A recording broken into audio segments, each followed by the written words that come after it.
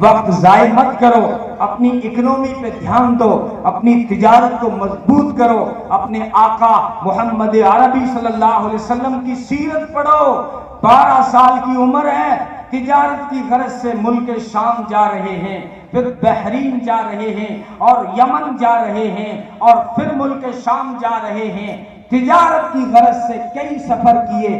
مسلمانوں کو یہ پیغام دیا ہے کہ اگر مضبوط ہونا چاہتے ہو تو پھر لوگوں کی شکایتیں کرنا چھوڑ دو کہ مجھے وہ مار رہا ہے، مجھے وہ مار رہا، کوئی نہیں مار رہا، کیوں مجھ کو شکایت ہو کسی غیر سے جھوٹی، خود اپنی ہی تقصیر سے قسمت میری پھوٹی، اللہ کی رسی تو نہ ٹوٹے گی اور نہ ٹوٹی، افسوس یہی ہے کہ میرے ہاتھ سے چھوٹی۔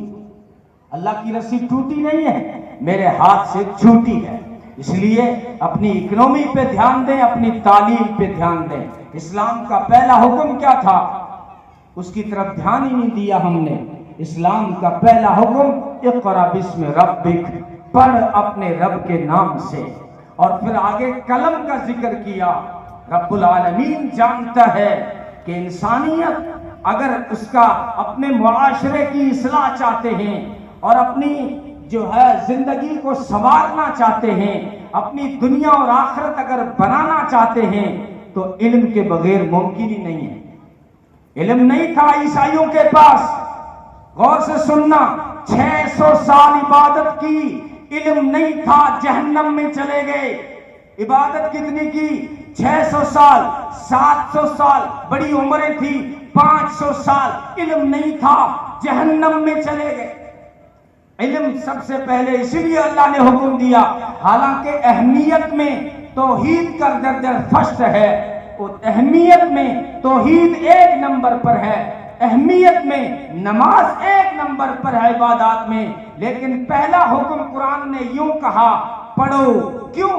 اس لیے کہ جب آپ کسی کمرے میں کوئی کام کرنا چاہتے ہیں، وہ کام کتنا بھی بڑا مقدس ہو، وہ کام کتنا بھی بڑا ہو، سب سے پہلے آپ کو وہاں روشنی اور لائٹ کی ضرورت پڑتی ہے۔ تو علم روشنی ہے، علم لائٹ ہے، علم حاصل کرو گے زندگی کے راستے کھولیں گے۔ علم حوصلہ دیتا ہے، علم وہ حوصلہ دیتا ہے، پھر بچہ بڑوں بڑوں کی آنکھوں میں آنکھیں ڈال کے بات کرتا ہے۔ ہدہد پرندہ تھا اور سامنے سلیمان علیہ السلام کا جاہ و جلال ہے، کون بولے وہاں؟ جنات کپ کپا رہے ہیں، سلیمان کا لشکر ہے، سلیمان کی شاہی ہے، اور پرندہ جب غیر حاضر تھا، سلیمان علیہ السلام نے فرمایا جب وہ ہدہد پرندہ آ جائے نا، وہ ستراریو کارپیٹر، وہ جب آ جائے ستھار تو بتانا مجھے، میں سزا دوں گا۔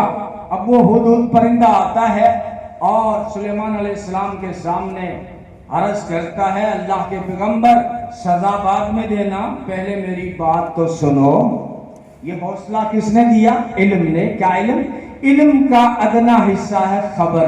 اس کے پاس ایک خبر ہے، یمن میں ایک عورت ہے بلقیس جس کا نام ہے، اس کا تخت ہے، سورج کی پوجا کر رہی ہے۔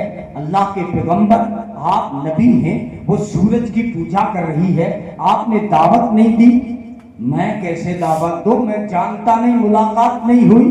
فرمایا، عرض کیا اس ہدہد پرندے نے، اللہ کے پیغمبر آپ خط لکھ دیں، میں پہنچا دوں گا۔ یہ حوصلہ کس نے دیا ہے؟ یہ حوصلہ دیا علم نے۔ علم حوصلہ دیتا ہے چھوٹوں کو بڑوں سے بات کرنے کا، سلیقہ بھی دیتا ہے، حوصلہ بھی دیتا ہے، بلکہ علم کی وجہ سے ایک نبی غیر نبی کے دروازے پہ چلے گئے، علم کی وجہ سے۔ موسیٰ علیہ السلام سے قوم نے پوچھا کہ سب سے زیادہ علم کس کے پاس؟ تو کہا میرے پاس۔ ان کے پاس ہی تھا کیونکہ وہ نبی تھے، نبی سے زیادہ کس کا علم ہوگا؟ اللہ کو یہ ادا پسند نہیں آئی، یہ میں کیوں کہہ رہے ہیں، میری ساری کائنات تھوڑی دیکھ لی۔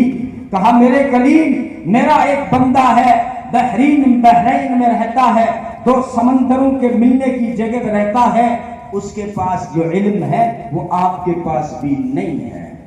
اب موسیٰ علیہ السلام نبی ہیں، لیکن علم کی وجہ سے، علم تکوینی تھا، علم شرعی تو موسیٰ علیہ السلام کے پاس ہے، اسلام کا علم موسیٰ علیہ السلام کے پاس ہے، لیکن تکوینی علم خضر کے پاس ہے۔ اب موسیٰ علیہ السلام لمبا سفر کرتے ہیں اور ساحلی سمندر کا سفر کرتے ہیں، اس آدمی کے پاس جاتے ہیں، ایک نبی علم کی وجہ سے غیر نبی کے پاس جا رہے ہیں۔ بلکہ میں عجیب بات بتاؤں، علم وہ دولت ہے کہ علم کی وجہ سے کبھی جنات اگر انسان کے آگے شرمندہ ہوا ہے تو علم کی وجہ سے ہوا ہے۔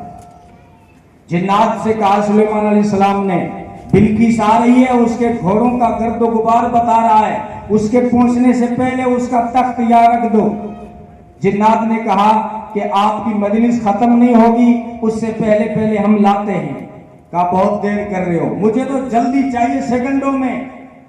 تو وہ انسان تھا، نوجوان تھا، آصف جس کا نام تھا، کہنے لگا جناتو رہنے دو اپنے ہنر، میں آپ آنکھیں بند کرو، کھولو، تخت سامنے ہوگا۔ یہاں جنات شرمندہ ہو گئے انسان کے آگے، ان کے پاس اسم اعظم کا علم تھا۔